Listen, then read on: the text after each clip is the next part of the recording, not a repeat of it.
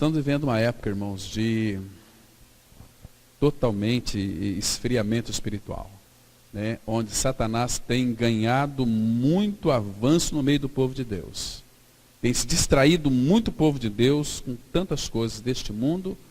Então, o povo está vivendo um declínio espiritual muito grande. E graças a Deus, porque o Pai amoroso tem de fato nos amado e tem nos corrigido. Então, hoje a gente vai analisar aqui algo da palavra de Deus que vai mostrar de uma forma tão linda e clara e específica que os sonhos, os nossos sonhos, eles também podem ser realizados. Nós vamos aqui analisar o capítulo 2 de Neemias, analisando o versículo 1. Então vamos ler junto aqui, Neemias 2, verso 1, e depois vamos ter uma palavra de oração. Vamos ler junto. No mês de Nisã, no ano 20º do rei Artajerjes, uma vez posto o vinho diante dele, eu o tomei para oferecer e lhe o dei. Ora, eu nunca antes estivera triste diante dele. Nosso Pai Celestial, muito obrigado por esta manhã tão fresquinha, tão agradável. Obrigado também, meu Pai, pela noite de descanso que o Senhor nos proporcionou, pelo nosso lar, pela nossa família. Obrigado porque nós temos a plena convicção de que enquanto nós dormimos, o Senhor estava guardando o nosso lar e trazendo para nós um alimento. Porque enquanto nós dormimos, o Senhor o dá. Isso é fato da Tua palavra, Pai. Como o Senhor tem cuidado de nós, o Senhor não dorme, o Senhor nos vigia 24 horas por dia. E nós temos a plena convicção dos Teus cuidados sobre as nossas vidas. Por isso, nesta manhã também, queremos Te louvar, o Teu nome pela Tua palavra, que vamos estudar sobre a orientação do Teu Espírito Santo, que Ele venha então abrir a palavra para nós, falar algo mais de Cristo, para que Cristo seja um pouco mais acrescentado em nós, que os nossos corações, Pai, saiam daqui edificados, que os nossos corações possam cada dia mais desejá-lo, amá-lo. Pai, que tempo precioso que nós temos diante de Ti. Estamos aqui aos Teus pés para ouvir o que Tu tens para nos dizer. Porque nós também sabemos, ó Pai, por convicção, que quando o Senhor nos reúne, o Senhor tem algo a dizer para nós. E nós cremos nisto e descansamos nisto. Pai, e também abra os nossos olhos para vermos a Tua grandeza. Quão grande és Tu, Pai. Quão grande é Teu amor. Quão grande foi aquela obra consumada no Calvário, onde Tu nos tornaste Teus filhos amados. Continue falando conosco, Pai, em nome de Teu amado Filho que nós oramos. Amém. Irmãos, quando Neemias, então, ele soube a notícia que os seus irmãos estavam totalmente ali em Jerusalém, esquecidos, os muros todo caído, a cidade estava totalmente acabada. Claro que Neemias, o pai colocou então um encargo no coração de Neemias para reconstruir, levantar os muros de Jerusalém e reedificar toda a cidade. Mas como nós já dissemos aqui, o profeta Jeremias agora, ele disse que essa cidade seria edificada primeiro no coração dos homens, para que então não haveria mais nenhuma possibilidade dela ser destruída. Jerusalém, a cidade do grande rei, né? Então aqui no mês de Nisã aqui corresponde ao mês de março e abril dentro do nosso calendário, ok? Mês de Nisã, no ano 20º do rei Artajerjes, uma vez posto o vinho diante dele. Neemias, ele era copeiro do rei. Qual que era a função do copeiro? O copeiro, ele estava absolutamente responsável pela vida do rei. Ou seja, quando aquele vinho era trazido, né, que Neemias tinha que servir para o rei, para que o rei, então, alguém pudesse fazer alguma sacanagem, colocar veneno ali no copo do rei, então aquele vinho primeiro era experimentado por Neemias. Neemias tomava e depois de algumas horas ele então serviu o rei, E antes dele servir o rei, ele dizia o seguinte: vive o rei eternamente. Por quê? Então o rei entendia que aquele vinho era tomado por Neemias, então agora poderia ser servido. Então a responsabilidade de Neemias era muito grande. Agora, irmãos, vocês observam aqui uma das coisas muito importantes, era como este rei confiava em Neemias. Porque Neemias também poderia assassinar o rei ou envenenar o rei. Bastaria colocar veneno ali, mas não era isso. Neemias era um homem muito fiel.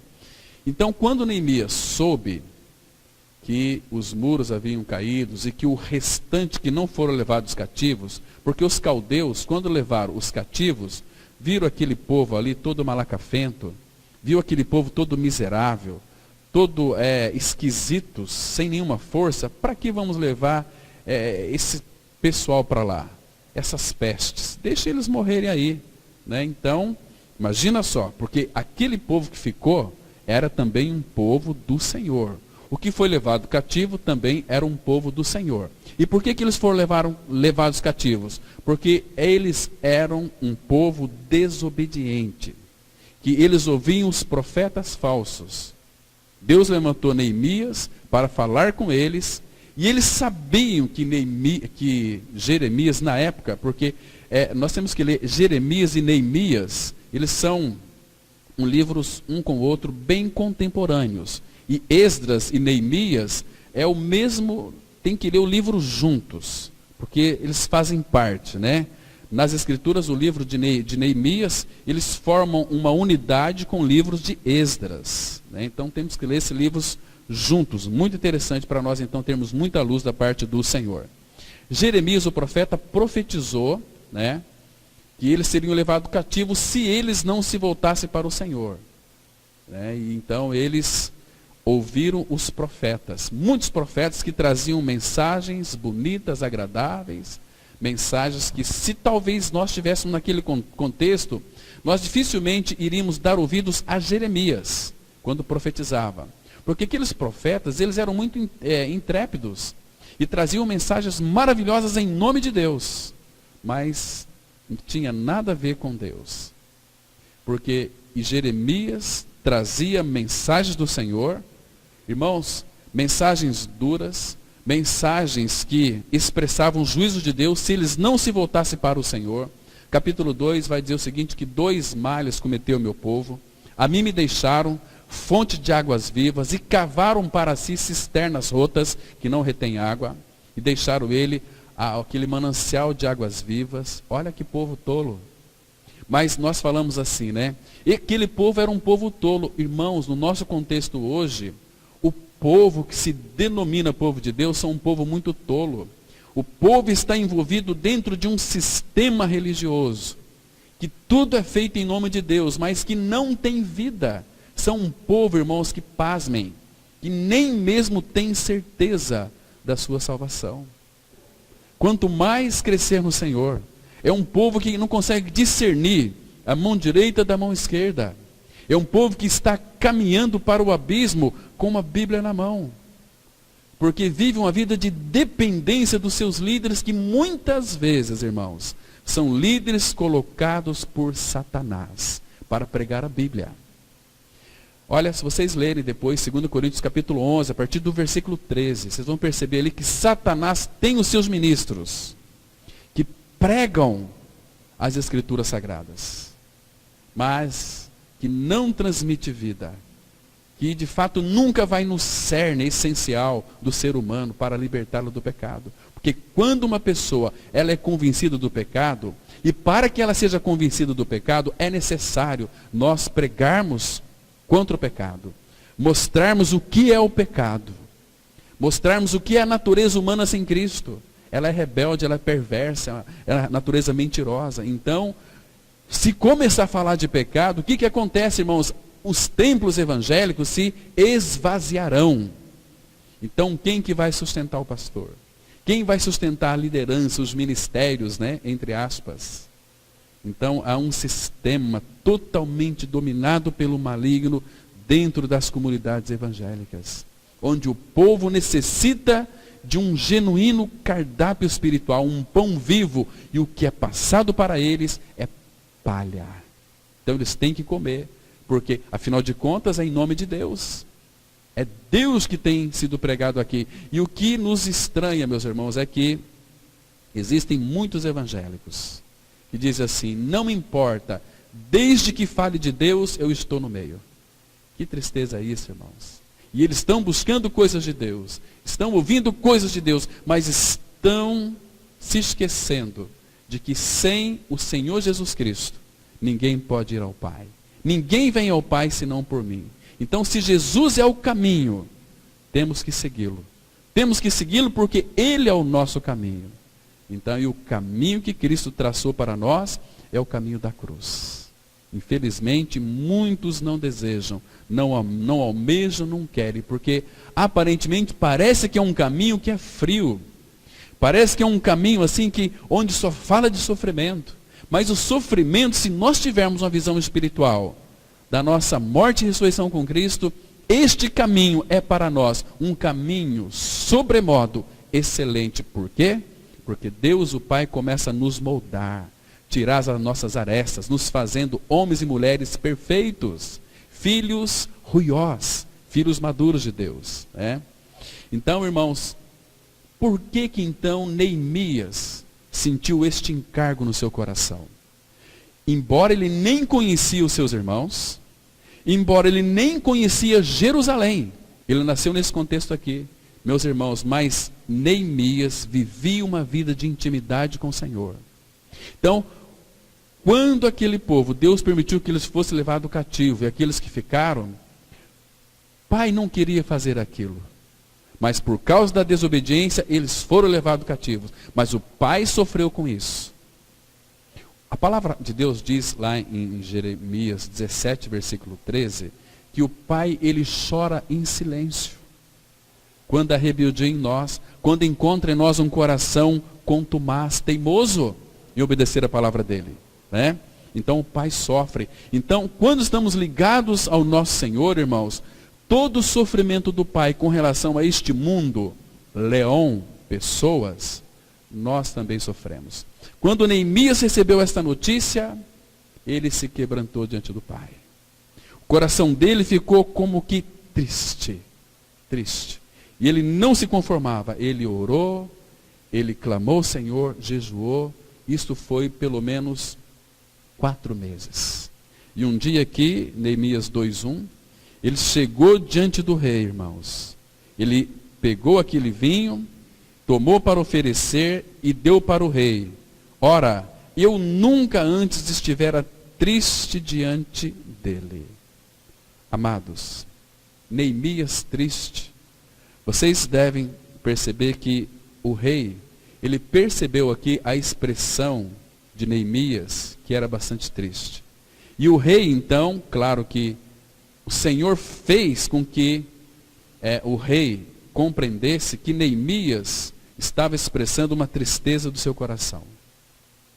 Porque, irmãos, ninguém poderia chegar diante do rei com tristeza na face.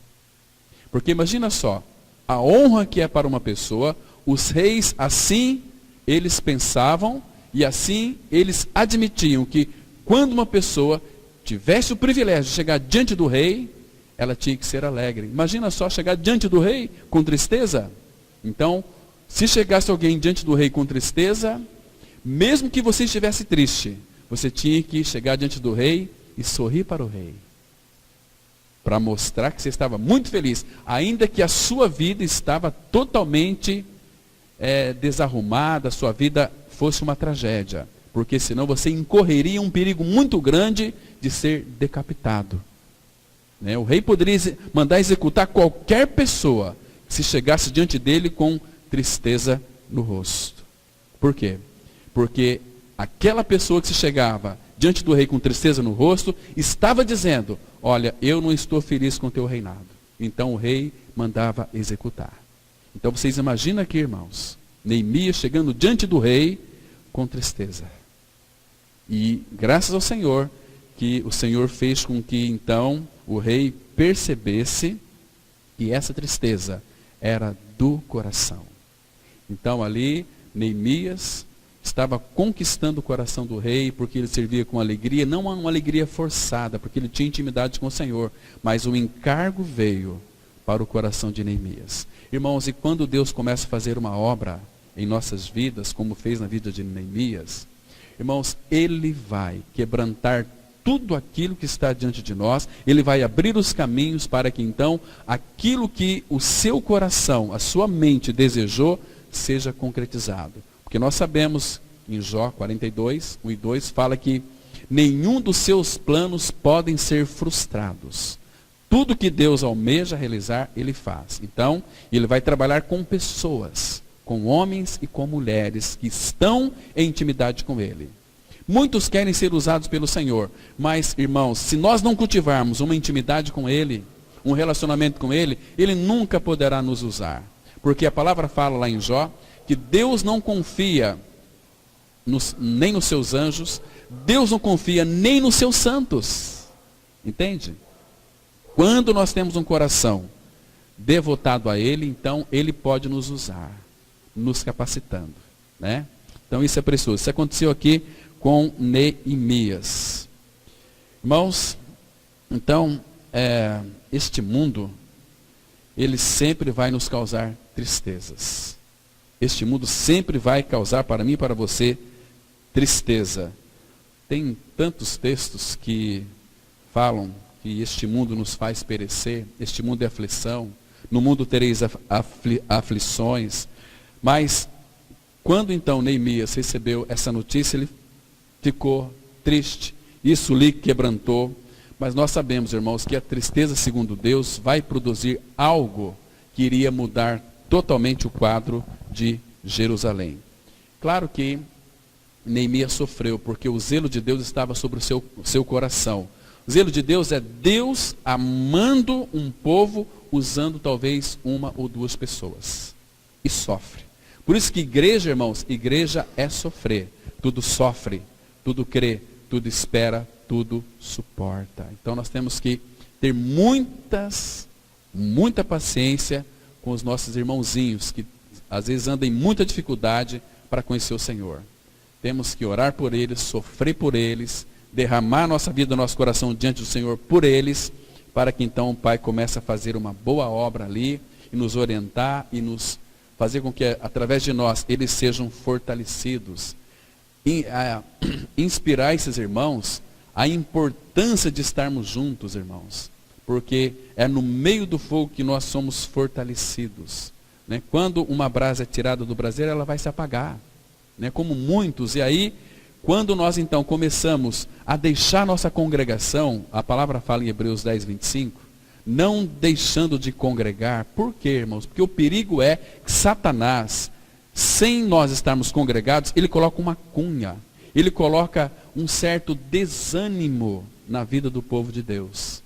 Então aí eles não se importam mais. Tanto faz como tanto fez. Hoje eu vou reunir, amanhã eu não vou reunir. Não importa, irmãos, a reunião da igreja, ela é fundamental. E quando nós deixamos a reunião, a vida da igreja, viver em unidade, e nós vivemos muito pouco isso, né?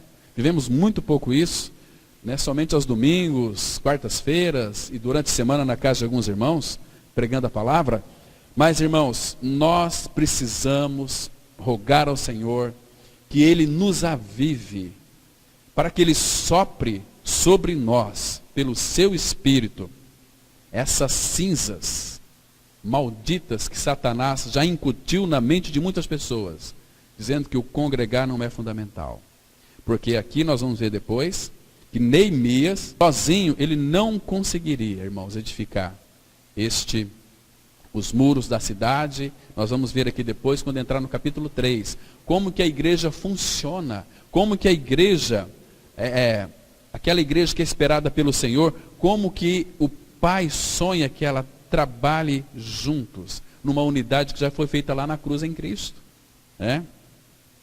Então nós vamos avançar um pouquinho aqui para vermos alguns detalhes importantes sobre que os sonhos, muitas vezes, que nós temos, e vamos tirar lições para nós também.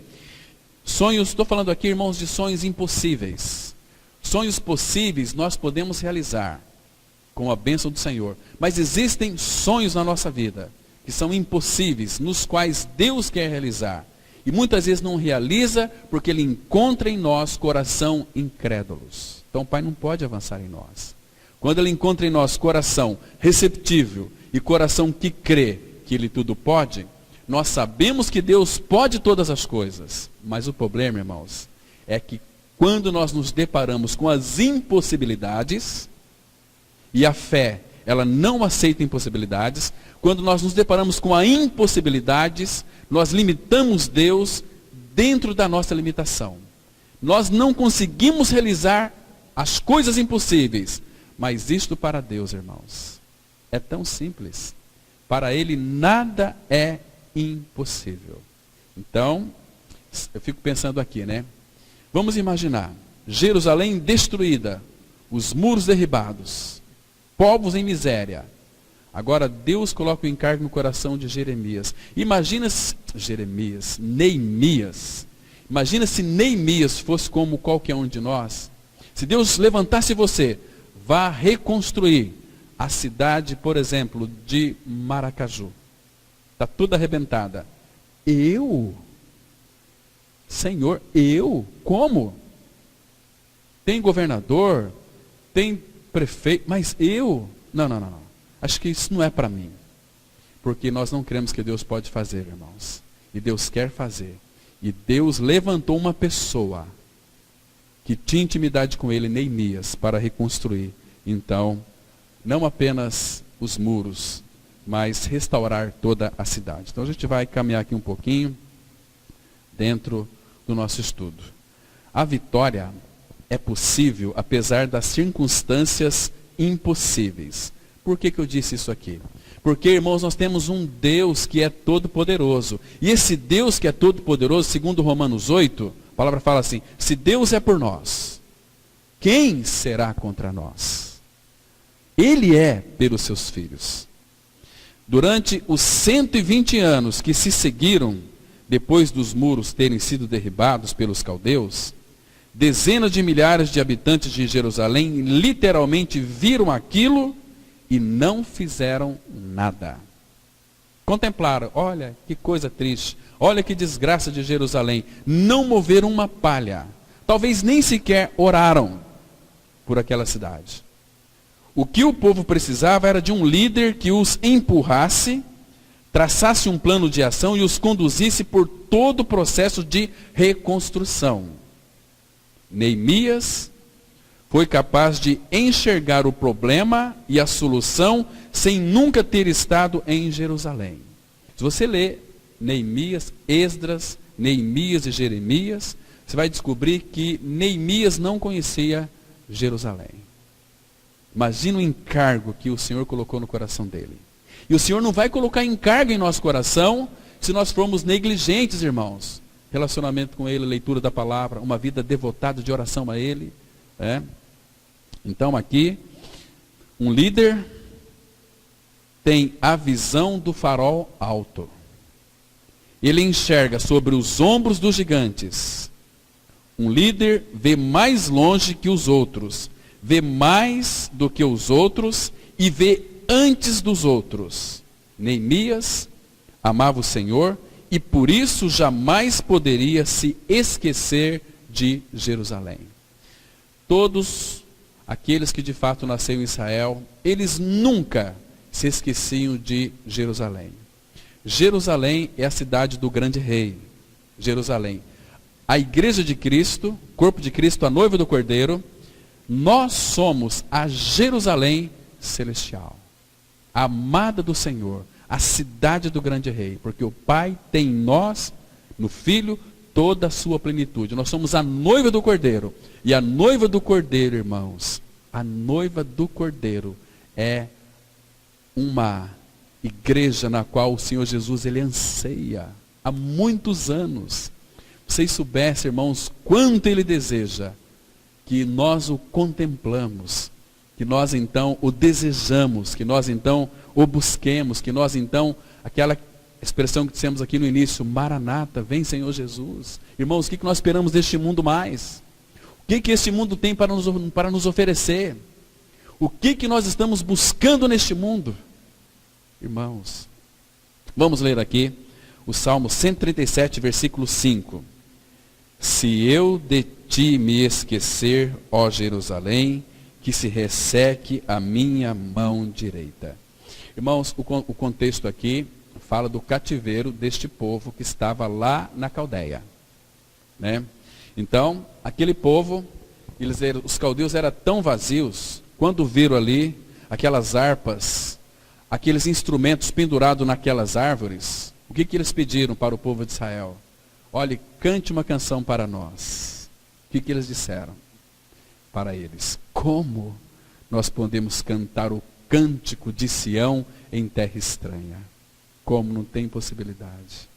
Eles tinham saudade de Jerusalém. Saudade de Jerusalém. Porque ali havia um lugar de adoração. Ali eles tinham um centro que seria futuramente construído o Templo de Salomão. Para eles adorar o Pai, adorar o Senhor. Né? Como nós podemos louvar o Senhor? Abra lá no Salmo 137, vamos ler todo esse contexto. Jerusalém, a cidade do grande rei. A palavra diz assim, Salmo 137, versículo 1. Que lindo é esse salmo aqui, amados. Tão precioso para nós. Diz assim a palavra, verso 1. Às margens dos rios da Babilônia, nós nos assentávamos e chorávamos, lembrando-nos de Sião. Que saudade eles tinham de Sião. Mas eles almejavam ídolos. Então Deus permitiu que eles fossem cativos durante 70 anos. Então ali eles ficaram totalmente cheios de ídolos. Então eles viram que aqueles ídolos eram coisas nulas.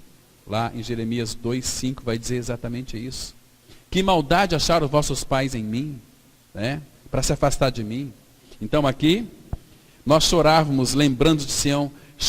Eles choravam de saudade de estar com o povo de Deus em Jerusalém. Nos salgueiros que lá havia, pendurávamos as nossas harpas, pois aqueles que nos levaram cativos nos pediam canções, e os nossos opressores que fôssemos alegres, dizendo, entoai-nos alguns dos cânticos de Sião. Como, porém, haveríamos de entoar o canto do Senhor em terra estranha? Meus irmãos, aí ele vai dizer o seguinte, se eu de ti me esquecer, ó Jerusalém, que se resseque a minha mão direita, apegue-se-me a língua ao paladar, se me não lembrar de ti, se não preferir eu Jerusalém, a minha maior alegria. Eles descobriram, irmãos, que Jerusalém era o lugar da alegria deles. Eles tinham liberdade para louvar o Senhor. Eles tinham espontaneidade. Então eles não valorizaram. Às vezes, irmãos, no nosso meio, existem muitos dos nossos irmãos que não valorizam o Senhor. Por quê? Por que nós sabemos? Porque não valorizam o reunir do povo de Deus, o reunir da palavra.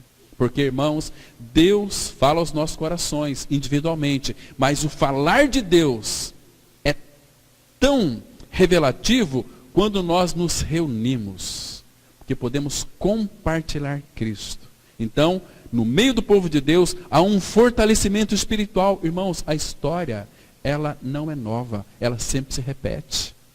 Então nós temos que ter este anseio para estar junto com o povo de Deus.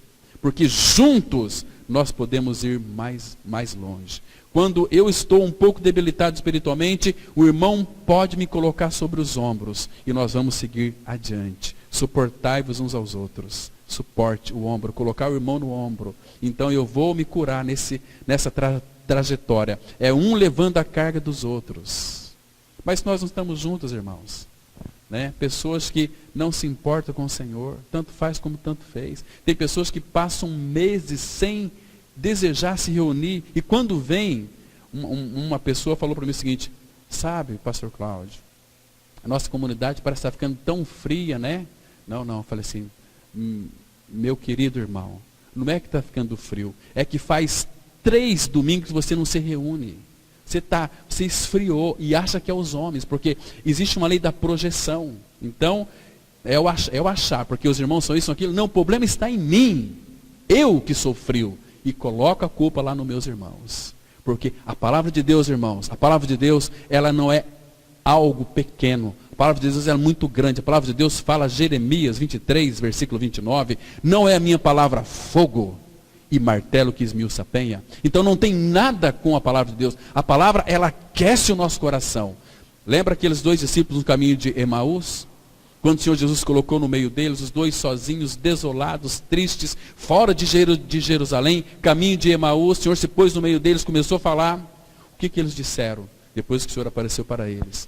Porventura não nos ardia no coração quando Ele falava conosco? Nosso coração não ardia? Irmão, será que o nosso coração tem ardido pela palavra? A palavra tem mexido conosco? Ah, irmãos, isso tem que existir em nós. Tem que existir em nós, porque senão Satanás coloca uma cunha chamada desânimo, desespero. Não tem mais jeito. Eu vou viver a minha vida cristã totalmente isolado. Isso que ele faz. Ele lança seus dardos e faz nós pensarmos pensamentos que é pensamento de Satanás, não de Deus. Porque a palavra de Deus, ela é fogo e martelo que esmiuça a penha.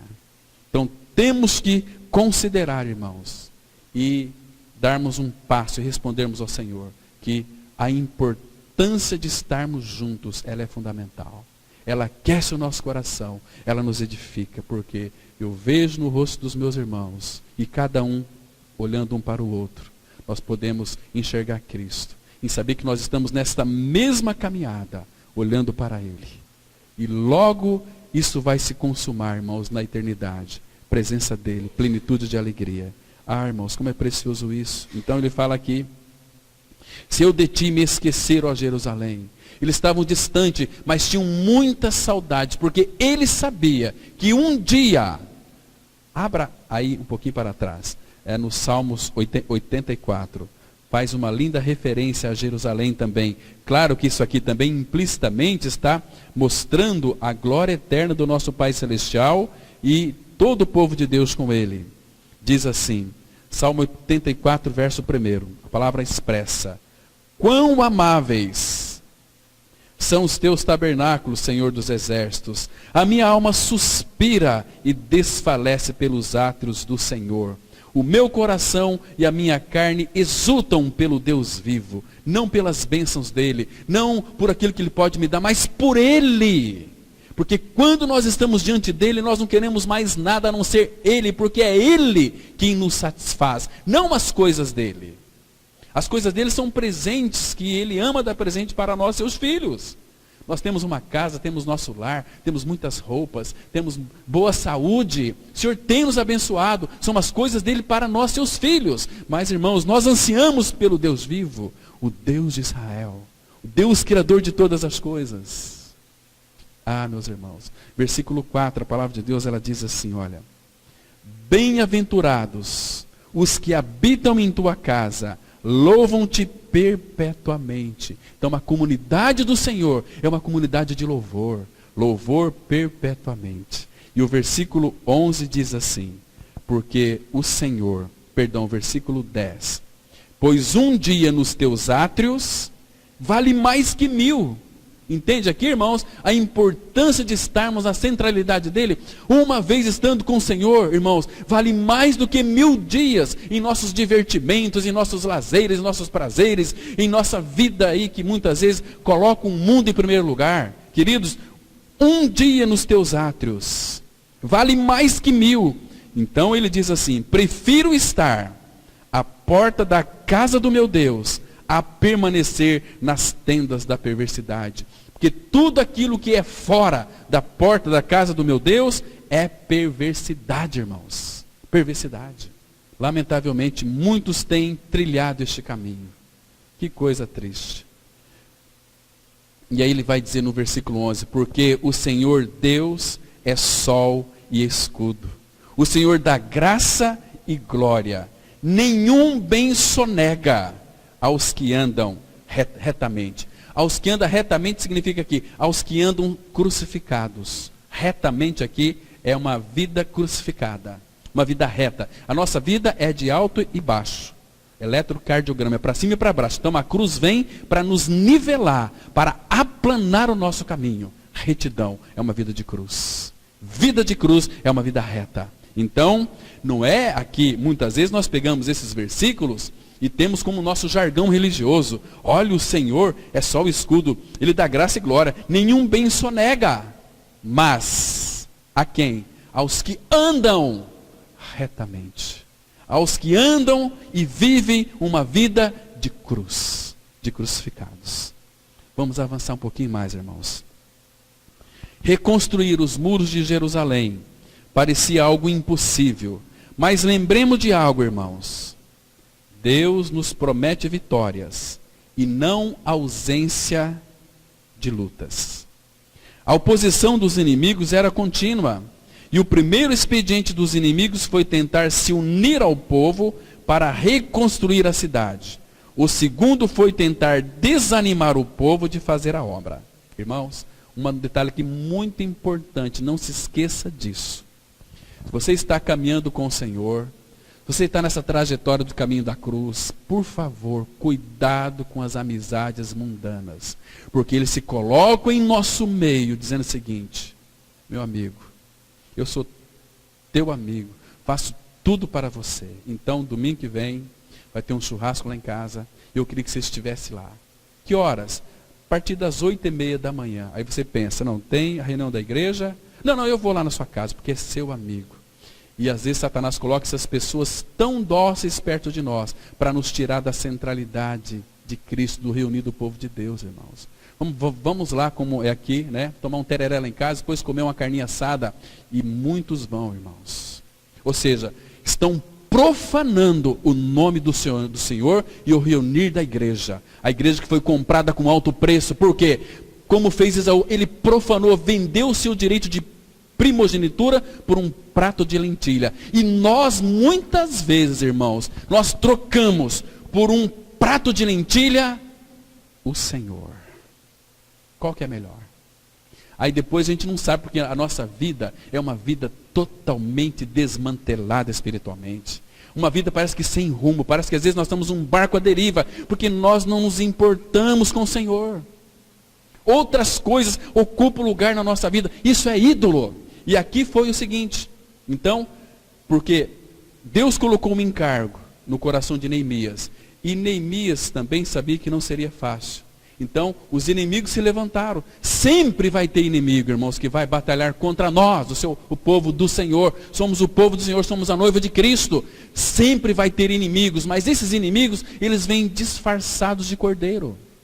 Temos que estar bem atentos, irmãos. Bem atentos, porque o inimigo nunca quer o bem da igreja. O inimigo quer que você vá para a sepultura junto com eles. Para o Hades, para o inferno. Né? Então ele faz tudo. Então veja aqui Esdras, capítulo 4, versículo 4 e 5a. Então as gentes da terra desanimaram o povo de Judá, inquietando no edificar. Alugaram contra eles conselheiros para frustrarem o seu plano. Que coisa interessante, irmãos. Neemias e Esdras têm que ser lidos juntos. Então, as gentes da terra desanimaram o povo de Judá, inquietando no edificar. Começou a levantar uma série de problemas, de trincheiras, dificultando o edificar. Né? Então, sempre vai ter no nosso caminho, irmãos, pessoas que às vezes são tão queridas que inconscientemente, para nós, vão estar nos tirando o nosso foco de Cristo, nosso foco do Senhor. Porque o inimigo quer nos arruinar e vai usar pessoas para fazer isso. Como foi aqui, né? E alugaram contra eles conselheiros para frustrarem. Irmãos, o povo que não é povo do Senhor sempre vai nos frustrar. Você lê depois Juízes 6:6, vocês percebem que Deus enviou aqueles medianitas no meio do povo de Israel para debilitar eles. Porque era um povo rebelde que não respondia ao Senhor, né? É uma batalha espiritual. E aquele povo ficou muito debilitado por causa dos medianitas que estavam no meio deles ali. Então, Satanás usou aqui esse povo para que eles não reedificassem Jerusalém. E eles começaram a edificar. Irmãos, isso aqui de fato é muito triste. Nós precisamos estar juntos para sermos de fato fortalecidos. Agora, a terceira oposição foi escrever carta de acusação contra o povo ao rei Medo-Persa para desestabilizá-lo e assim paralisar a obra. Porque quando eles viram começar a obra, isso aí não pode. Esse povo aqui, o povo de Israel, era um povo muito invejado pelos inimigos. Porque todas as batalhas eles venciam. Era um povo que Deus ia adiante deles e era a retaguarda deles. Era um povo próspero. Era um povo que eles tinham que admitir e contemplar, como os amalequitas, quando ele assalariou Balaão para amaldiçoar o povo. E Balaão pegou o dinheiro, queria amaldiçoar, mas disse assim: como eu posso amaldiçoar um povo que Deus abençoou? Não tem possibilidade. Né? Então quem pode ser contra nós se Deus é por nós? Embora nesta trajetória vamos ter muitas, inúmeras dificuldades, mas faça dessas dificuldades trampolim para você crescer na fé. E graças a Deus pelos inimigos, irmãos. Agora, se uma pessoa não tem discernimento espiritual, ela vai ser levada por esses inimigos. Vai perder muito tempo, onde já deveria ser um homem ou mulher maduro, ser mestre. Então tem que dar leitinho para ela de novo. Olha, você foi atraído em Cristo, você foi crucificado com Cristo, você foi sepultado com Cristo e ressuscitou com Cristo, e Cristo é a sua vida. Ai, que bom ouvir essa palavra, é tão gostosa. Mas se não cresce, Deus vai permitir que os inimigos te cerquem. Então, se você realmente não alcançar a maturidade, você vai voltar de novo aos princípios elementares de Cristo. E você nunca vai crescer, vai ser um eterno bebezão, que todos têm que colocar na mão. Né? Já sou crucificado com Cristo, vivo não mais eu, mas Cristo vive em mim. Mas podemos esquecer daquela palavra de Gálatas 4,19. Até que Cristo seja formado em vós. Ele tem que ser formado em nós, irmãos. Então aqui, vamos ler Esdras, capítulo 4, versículo 6, na linguagem de hoje, que diz assim: no começo do reinado de Xerxes, os inimigos escreveram uma acusação contra os moradores de Judá e de Jerusalém. Irmãos, cuidado, irmãos, cuidado com aqueles amigos queridos que às vezes nos acusam, e nos acusam na nossa própria lei, na palavra. Né? Cuidado com aqueles que dizem para nós assim: olha, não é bem assim, meu amigo. Eu também sou cristão, eu também conheço a Deus, conheço a palavra. Então, eu já fui muito frustrado com muita gente, então eu vivo a vida assim, vou viver a minha vida isolada. Eu sou um cristão lá na minha casa, né? Queridos, isso é engodo terrível, maligno. E cuidado também com o que você fala perante ímpios. Ímpios, abra aqui no Salmo 56. Nós vamos ter, irmãos, nós temos inimigos por toda parte, né, que são esses lobos disfarçados de ovelhas. Salmo 56. Presta atenção nesse salmo aqui, irmãos. Seria interessante você lê-lo depois inteirinho. Mas quero ler alguns versículos. O versículo 1 diz assim, olha só: tem misericórdia de mim, ó Deus, porque o inimigo do homem é o próprio homem. Porque o homem procura ferir-me e me oprime pelejando todo o dia. Ele não dá trégua. O inimigo por detrás do homem aqui nós sabemos que é Satanás. Então, o pecador que nunca nasceu de novo, ele está neste mundo a serviço de Satanás. Então, o que acontece? Ele nos oprime todo o dia. Todo dia você será oprimido por Satanás. Está me compreendendo? Versículo 2. Os que me espreitam continuamente querem ferir-me, e são muitos os que atrevidamente me combatem. Em me vindo o temor, hei de confiar em ti. Em Deus cuja palavra eu exalto, neste Deus ponho a minha confiança, e nada temerei. Que me pode fazer um mortal? Entende? Agora, olha o versículo 5. Todo o dia torcem as minhas palavras. Os seus pensamentos são todos contra mim. Para o bem, para o mal. Todos os dias, os nossos amigos não regenerados, eles sempre estão torcendo as nossas palavras. Você fala alguma coisa aqui, e ele sai do seu meio Mas depois você vai saber, uma outra pessoa que Satanás vai mandar para você, vai dizer o seguinte: olha, sabe, fiquei sabendo, né, que o irmão, uma pessoa lá me contou para mim a teu respeito, e falou isso aqui. E aí, claro que não. Aí você fica chateado, frustrado, você vai querer tirar satisfação com ele, e ele fala: eu não falei nada disso, ele que inventou. Aí você está num novelo de linha, totalmente numa teia de aranha. Cuidado, por isso que Tiago fala: sejam poucas as tuas palavras, fale só o necessário. Se não tiver nada para falar, fique calado. E se sair da sua boca alguma palavra, seja uma palavra temperada com sal, agradável, que promova edificação. Então, fique calado, porque nós sabemos que o inimigo torce as nossas palavras. Entende? E você vai ficar chateado, e você vai ficar triste. Ai, falaram de mim, ai. E você começa, porque o inimigo quer que você tenha ódio daquela pessoa. Isso que ele quer. E a palavra fala: amai os vossos inimigos. Porque você amando, você odiando aquela pessoa que falou mal de você, ou talvez torceu as suas palavras, ele incorre contra a palavra que diz lá em 1 João 3,15. Aquele que odeia é assassino. E todo assassino não tem em si permanentemente a vida eterna. Está vendo? Então isso que o inimigo quer fazer conosco. Então, abra teus olhos, irmãos. Peça ao Senhor discernimento para tratar com este povo do mundo aí. Porque eles estão a serviço de Satanás. Tenha os olhos bem abertos, ouvidos atentos, e fale sim. De preferência, escreve. Né? Senão, porque o inimigo, irmãos, ele não nos dá trégua, ele sempre vai nos acusar depois. Né? Mas graças ao Senhor que o apóstolo Paulo, irmãos, ele foi tão acusado. Abra sua Bíblia em Atos capítulo 24. Atos capítulo 24, vamos ler aqui os versículos de 5 a 9. Veja só aqui as acusações contra o apóstolo Paulo.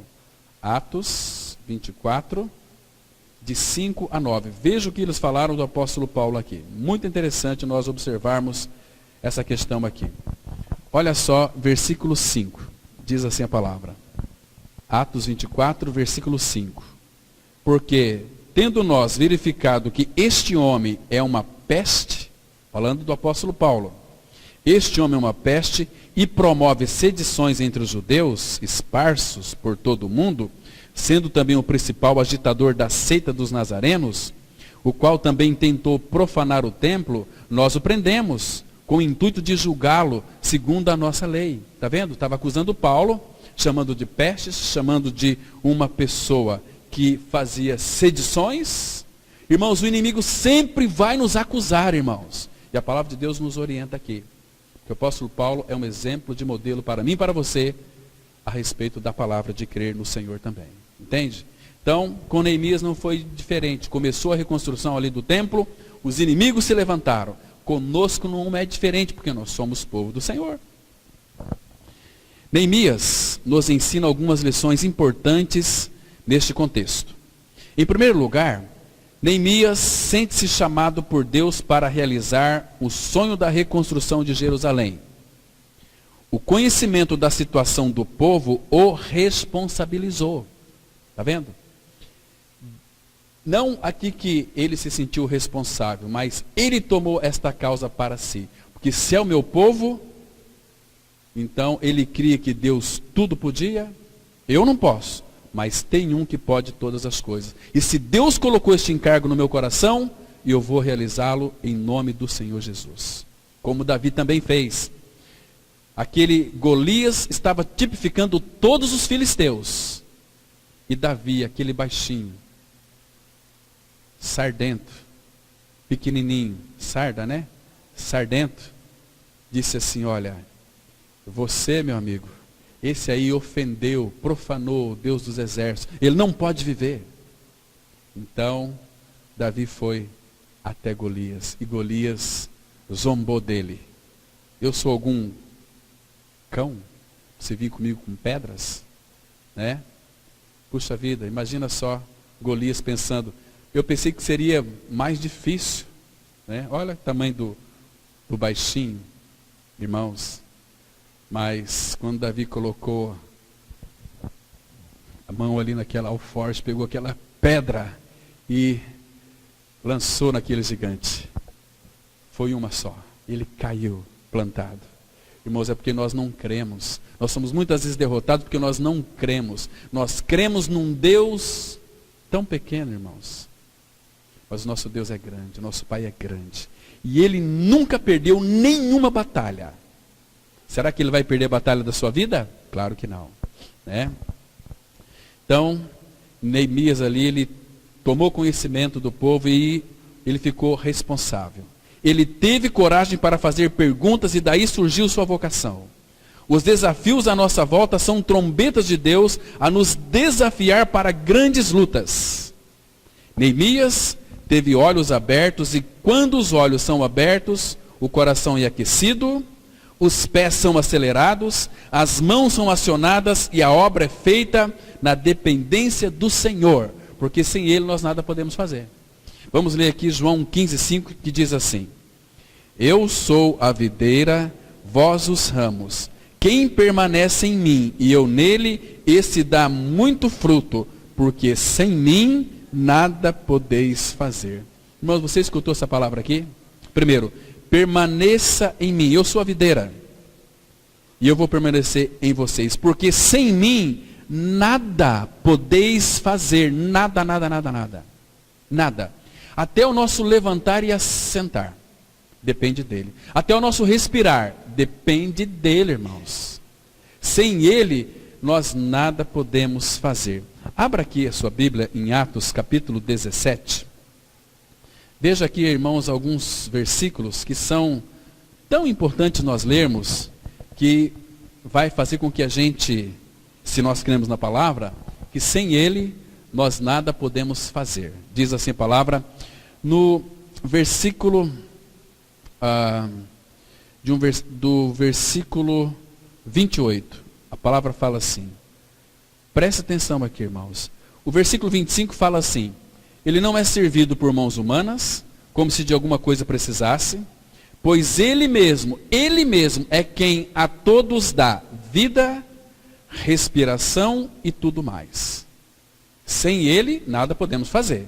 Então ele dá respiração, dá vida e dá tudo mais. Agora, veja aqui, versículo 28. Pois nele vivemos e nos movemos e existimos. Irmãos, sem ele, nós não vivemos, nós não movemos e não existimos. Sem mim, nada podeis fazer. Você está entendendo, irmãos? Quanto que nós dependemos dele, irmãos? Quanto nós precisamos de Cristo? Ah, irmãos, a palavra fala assim, lá no Provérbios 3:5, confia nele de todo o teu coração e não te estribes ou apoie no teu próprio entendimento. Confia nele de todo o teu coração. Nesse aqui você pode confiar de todo o seu coração. Ele não vai lhe frustrar. É um Deus maravilhoso. Ele não vai permitir que teu pé vacile. Salmo 121, versículo 3. Muito interessante, irmãos. Então, sem mim nada podeis fazer. E Neemias estava na total dependência do Senhor. Então ele pôde fazer muitas coisas, porque Deus fazia através dele. Em segundo lugar, o que nos chama a atenção é que Neemias chora, ora e jejua durante 4 meses antes de começar a agir. Ele agiu no tempo de Deus, ele agiu quando Deus determinou para que fosse agido. Nós, quando vamos fazer um projeto, né, Senhor, vem aqui, abençoa o meu projeto e vamos fazer. Deus não pode abençoar um negócio desse, irmãos. 4 meses Neemias sofrendo, orando, buscando a direção do Senhor, até que Deus colocou no coração dele, vai falar com o rei.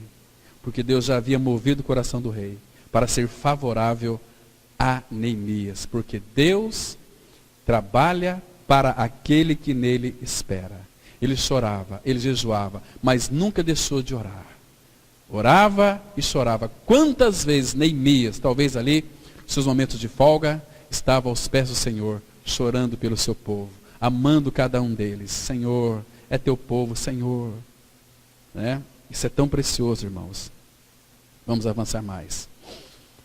Segundo lugar, é que ele chora e ora durante 4 meses antes de começar a agir. Portanto, antes de sermos usados por Deus, é necessário quebrantamento diante do Senhor.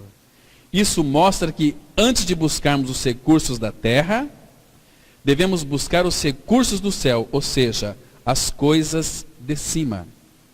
Vamos ler Colossenses 3:1, que diz assim: portanto, se fostes ressuscitados juntamente com Cristo, buscai as coisas lá do alto, onde Cristo vive, assentado à direita de Deus. Irmãos, que coisa mais preciosa. Cristo está à direita do Pai. Lá é a fonte que emana tudo para nós. Vida e todos os recursos espirituais. E outra coisa, lá do alto só vem coisas perfeitas para nós. Se você lê Tiago 1,17, a palavra fala assim: todo dom perfeito, toda boa dádiva e todo dom perfeito são lá de cima, descendo do Pai, Pai das luzes, onde não há mudança nem sombra de variações. E infelizmente muitos têm buscado recursos deste mundo, do Egito, da terra.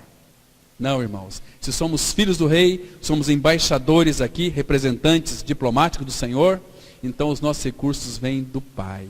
E o Pai tem uma prateleira inesgotável. Você quanto mais tira, mais você tem. Meus irmãos, vamos buscar de cima, vamos buscar do alto. Davi, ele fala assim, olha, Senhor, a quem tem eu no céu senão a ti? E na terra não há outro em que eu me compraza. Então, eu tenho o Senhor no céu, aqui na terra, o Senhor é todo o meu prazer, não me compraz em outro. E bom estar na tua presença, Senhor. Bom estar na presença dele. Irmãos, que precioso é isso aqui. Em 2 Coríntios 3:5, a palavra fala que toda a nossa suficiência vem de Cristo. E Cristo está onde? Onde é que Cristo vive? Assentado à direita de Deus. Então vamos buscar as coisas do alto, não nas que são aqui da terra, porque nós morremos. Vocês já sabem, mas vale a pena repetir, que a soberania de Deus não anula a responsabilidade humana. O rei Artaxerxes já havia decretado a paralisação da reconstrução do templo. Presta atenção. Aqui, irmãos, ele já havia paralisado, porque os inimigos mandaram cartas de acusação.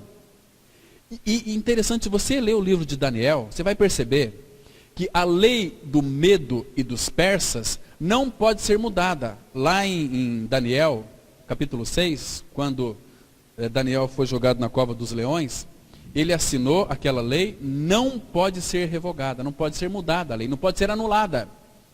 Mas, irmãos, quando Deus está no controle, Ele faz todas as coisas. Nada pode mudar o seu plano. No entanto, motivar o rei a mudar sua política se constituía uma causa e um sonho humanamente impossível. No sistema político medo-persa, a lei era maior do que o rei. O rei era subalterno à própria lei. Só um milagre poderia converter a decisão política de Artaxerxes. Contudo, os impossíveis dos homens são possíveis para Deus.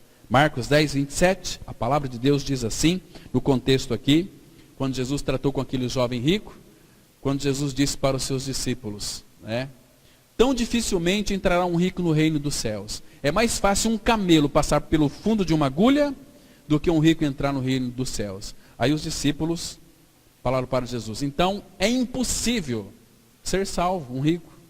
Aí Jesus responde para eles, Marcos 10:27.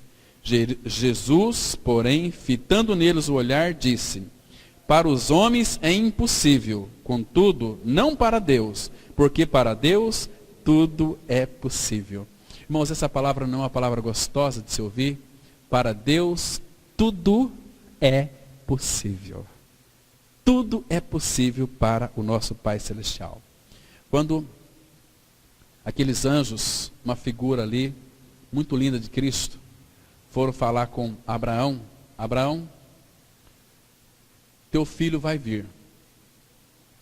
Teu filho vai vir. Sara estava com 99 anos de idade. Ela estava escutando aquela conversa lá. Daqui a 1 ano verei a ti e Sara, tua esposa, vai ter um filho. Ela riu-se, ou seja, ela não creu. Então, em Gênesis 18, versículo 14, a palavra fala assim: haveria alguma coisa demasiadamente difícil para mim? Daqui a 1 ano eu vou vir e Sara dará à luz um filho. E foi isso que aconteceu. Sara gerou um filho, 99 anos de idade. Por quê? Porque Deus quis e disse que seria dessa maneira. Então nada é impossível para Deus. Vamos avançar um pouquinho mais aqui. Então, irmãos, Neemias era um homem alegre. Quando ele soube dos seus irmãos desolados e em profunda miséria, ele se entristeceu, porque o problema do povo de Deus é o seu problema. Neemias agora está triste, apesar de sua prosperidade pessoal. Ele está triste, apesar de estar numa festa do rei. Neemias sendo o fardo, Neemias sente o fardo do povo sobre os ombros. Ele não camufla nem esconde seus sentimentos. Neemias não sente vergonha do povo. Ele está pronto a sacrificar sua estabilidade financeira, seu status, seu conforto, suas conquistas para reconstruir a cidade dos seus pais. Bem semelhante às palavras do apóstolo Paulo em 1 Coríntios 9, 23, que diz assim: tudo faço por causa do evangelho, com o fim de me tornar cooperador com ele. Irmãos, Neemias deixou tudo para reconstruir a cidade. Seu conforto diante do rei, a sua vida muito boa ali diante do rei. Ele não se envergonhou do seu povo, que era um povo miserável. Ele foi para restaurar a cidade. O versículo 22 aqui desse 1 Coríntios 9, Paulo diz o seguinte: fiz-me fraco para com os fracos, com o fim de ganhar os fracos. Fiz-me tudo para com todos, com o fim de ganhar todos. De todos os modos, com o fim de, por todos os modos, salvar alguns. Né? Então, percebe, irmãos, que Neemias, Paulo, Isaías, Paulo, não são diferentes. Todos têm a mesma visão. E nós, irmãos, temos preocupado com os interesses dos nossos irmãos? Aqueles que estão em misérias? Aqueles que, de fato, parece que estão totalmente desanimados? Nós nos importamos, irmãos, com eles. Né? Irmãos, se nós não nos importamos nem com o nosso irmãozinho, quanto mais com uma cidade. Né? Porque se nós nos importássemos, irmãos, nossa atitude seria totalmente diferente. Certamente a cidade onde nós estamos morando, nós viraríamos ela de cabeça para baixo, porque nós temos recursos. E o apóstolo Paulo vai ainda mais. Entenda uma coisa. Quando ele fala aqui, tudo faço por causa do evangelho. Esse tudo também envolvia a sua própria vida. Atos 20, 24, Paulo fala assim: não considero a minha vida preciosa para mim mesmo, desde que eu complete minha carreira de proclamar o evangelho da graça. Só que o evangelho da graça, muitos têm evangelho da graça como apenas um ensino, uma doutrina. Irmãos, novo nascimento nós não temos que pegar com uma doutrina. O evangelho da graça para nós não é uma doutrina, não é um ensino. O evangelho da graça é uma pessoa. Às vezes nós confundimos ensino do evangelho para as pessoas. Paulo, quando ele disse aqui, tudo faz por causa do evangelho. Que evangelho que é esse? Paulo fazia tudo por causa do evangelho, mas que evangelho que é esse? Era Cristo. Ele vai dizer isso lá em Romanos. Quer ver só? Abre em Romanos capítulo 1. Romanos 1, versículo de 1 a 4. Aqui o apóstolo Paulo, ele traz para nós, irmãos, que o evangelho não é apenas um ensino, embora seja, mas, irmãos, nós temos que ficar com a realidade. Olha só, Romanos 1, verso 1, porque também o apóstolo Paulo está mandando uma carta para os romanos. Paulo não conhecia esses irmãos romanos. E ele diz aqui no verso 1, Romanos 1:1, Paulo, servo de Jesus Cristo, chamado para ser apóstolo, separado para o evangelho de Deus. Guarde essa expressão aqui, evangelho de Deus, o qual foi por Deus outrora prometido por intermédio dos seus profetas nas sagradas escrituras. Irmãos, Deus prometeu o evangelho. Aí Paulo vai mostrar para nós qual é este evangelho. Versículo 3. Com respeito a seu filho. Está vendo? O que é o evangelho? É toda a realidade de Cristo e a obra que ele fez no Calvário. Então, se a gente começar a pregar para as pessoas o seguinte, olha, evangelho é uma doutrina maravilhosa. Sem ela você não vai entrar no reino dos céus. Nós vamos ensinar as pessoas, irmãos, evangelho está estritamente ligada a Cristo. Cristo, ele é o evangelho de Deus para nós. Entende? Então, é uma realidade. Olha, foi Jesus quem morreu. E fez você morrer com ele. Não é ensinar, é pregar. Porque é na pregação que as pessoas vão ser salvas. Depois que elas são salvas, aí nós vamos ensiná-las. Vamos discipulá-las. Agora nós ensinamos o evangelho e deixamos a vida de lado. Não temos que pregar o evangelho. O que é a pregação do evangelho? É pregar Cristo crucificado. É Cristo primeiro, a obra depois. Não podemos colocar a obra primeiro e ele em segundo. Sempre é Cristo. Paulo fala assim, nada me propus saber entre vós, senão a Jesus, Cristo crucificado. Pregamos a Cristo crucificado, pregamos a Ele. Ele é que salva, Ele que é o Salvador. E fez uma obra, a obra da cruz. Não podemos inverter a situação. Nós queremos ensinar as pessoas sem que elas sejam regeneradas. Enquanto elas não são regeneradas, temos que pregar Cristo crucificado. Aí depois, senta com ela, vamos ensinar a ela o que é o Evangelho. Vamos ensinar a ela o Evangelho das insondáveis riquezas de Cristo. Mas primeiro é Cristo. A palavra fala em Atos 5,42. Todos os dias no templo, de casa em casa, não cessavam de ensinar e de pregar Jesus, o Cristo. É Ele primeiro, né? Então Paulo aqui, tudo ele fazia por causa do Evangelho. E o ensino sem a realidade ele é vazio, né? Neemias ocupava uma posição de absoluta confiança. Ele era o copeiro do rei. A vida do rei estava na sua mão. Neemias reafirma sua fidelidade ao rei dizendo, viva o rei para sempre.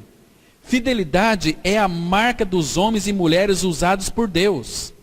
Pessoas infiéis não são confiáveis e jamais serão poderosamente usadas por Deus. O Senhor não irá confiar ninguém a nós se não formos fiéis e prudentes. A palavra fala assim em Lucas 12:42.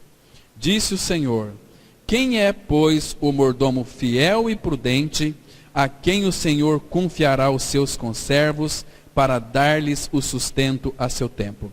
Você entendeu esse versículo aqui, irmãos? O Senhor Jesus está dizendo o seguinte, olha, o meu Pai não vai confiar conservos a pessoas que não têm a realidade do meu filho, que não seja fiel e prudente, né? Para que então possamos dar o sustento. O que significa a palavra mordomo aqui? É o administrador, é aquele que tem a dispensa de Deus, que tem acesso à dispensa de Deus, né? Então, qualquer um de nós somos mordomos do Pai. Então a gente pode ir lá no seu baú, se formos fiéis, então tirarmos os tesouros para dar para as pessoas, né? Para dar para sustento a seu tempo. Agora, qual é o sustento que nós vamos dar para as pessoas? A palavra dele, o pão. Não só de pão viverá o homem, mas de toda a palavra que procede da boca de Deus. Nós damos para as pessoas o genuíno sustento, que é a palavra. Mas para isso temos que ser fiéis e prudentes. Não jogar pérolas para porcos.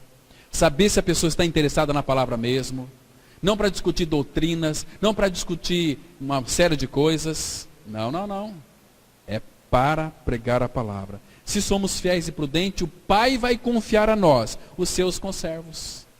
Se não somos fiéis, o Pai é louco colocar nas nossas mãos pessoas para a gente alimentar elas? Claro que não. Entende, irmãos? Então, graças ao Senhor, irmãos, que eu penso que ainda, irmãos, aqui na nossa comunidade, ainda tem gente demais, sabia? Tem muita gente ainda. Porque são poucas pessoas que serão salvas. Aquele texto, quer ver só? Abra lá em Isaías 30. Isaías 30.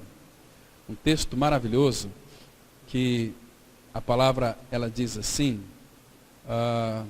puxa vida, Isaías 30, deixa eu só achar o texto aqui certinho para passar a referência para vocês. Lá em Lucas 12, não precisa abrir, só vou citar aqui, em Lucas 12, versículo 34, fala que de fato é um pequenino rebanho, né? Mas é Isaías 17, versículo 6. Falei 30, né? Mas é Isaías 17, versículo 6. Presta atenção que não vai ser muitas pessoas salvas não, irmãos. Diz assim, Isaías 17, 6. Mas ainda ficarão alguns rabiscos, como na sacudir da oliveira, 2 ou 3 azeitonas na ponta do ramo mais alto, e 4 ou 5 nos ramos mais exteriores de uma árvore frutífera, diz o Senhor Deus de Israel. Irmãos, quantas azeitonas produz uma oliveira? Vamos supor aqui, mais de 10 quilos, uma nova, né? 10 quilos, quantas mil azeitonas tem? Tem milhares de azeitonas, mas dessas milhares, quando chacoalha, vai ficar 3 ou 4, quanto muito 5. Meu Deus! Irmãos, nós temos que colocar nossa barba de molho. Nós estamos brincando com o cristianismo, irmãos. O Senhor está voltando, a preocupação do povo é com Bolsonaro, é com Alckmin, é com Temer. Misericórdia, o Senhor está voltando. Essa deveria ser a nossa preocupação. Nós preocupamos muito com o mundo e não com o Senhor, que é o dono do mundo. 4 ou 5 azeitonas. Ficarão alguns rabiscos, como no sacudir da oliveira, 2 ou 3 azeitonas na ponta do ramo, 4 ou 5 nos ramos mais exteriores. Irmãos, como é que está teu coração diante do Senhor? Você está preparado para encontrar com teu Deus? Se fosse chamado hoje? E se Jesus voltar hoje para buscar a sua igreja? De repente aquele relâmpago que cruza todo este mundo, teu coração está pronto para encontrar com teu Deus? Irmãos, misericórdia. Se não estiver, você tem hoje a tarde inteira para ir no teu quarto, talvez debaixo da cama, falar: Senhor Jesus, tem misericórdia de mim. Revela-me a mim, porque eu preciso de ti, Senhor. Sem ti eu nada posso fazer. Irmãos, não vamos brincar com o cristianismo, irmãos. Então, vamos aqui partir para o encerramento. É interessante notar, irmãos, que Neemias fala sobre 3 coisas sobre os inimigos. Em primeiro lugar, ele fala sobre a identidade dos inimigos. Sambalá e Tobias eram os mesmos que tentaram se unir ao povo, que tentaram desanimar o povo e acusar o povo diante do rei. Os inimigos não desistem. Sambalá era o governador de Samaria e Tobias um membro nobre dos amonitas. Era gente influente. Nossos inimigos muitas vezes nos intimidam pela força e pela influência. Você entendeu aqui? Os nossos inimigos nos intimidam pela força e pela influência. Mas graças ao Senhor, maior é aquele que está em nós. 1 João 4,4, a Bíblia diz assim: Filhinhos, vós sois de Deus, e tendes vencido os falsos profetas, porque maior é aquele que está em vós do que aquele que está no mundo. Irmãos, este mundo tem muita gente influente, que nos encanta, que nos leva para eles, a ponto de nós deixarmos muitas vezes o reunir do povo de Deus para estar no meio deles. Mas, irmãos, maior é aquele que está em nós do que aquele que está no mundo. O sonho humanamente impossível da reconstrução de Jerusalém estava se tornando realidade. Vamos encerrar com uma pergunta: quais são os sonhos que lhe parecem impossíveis? Faça como Neemias. Comece a orar por eles. Amém? Vamos ter uma palavra de oração, irmãos.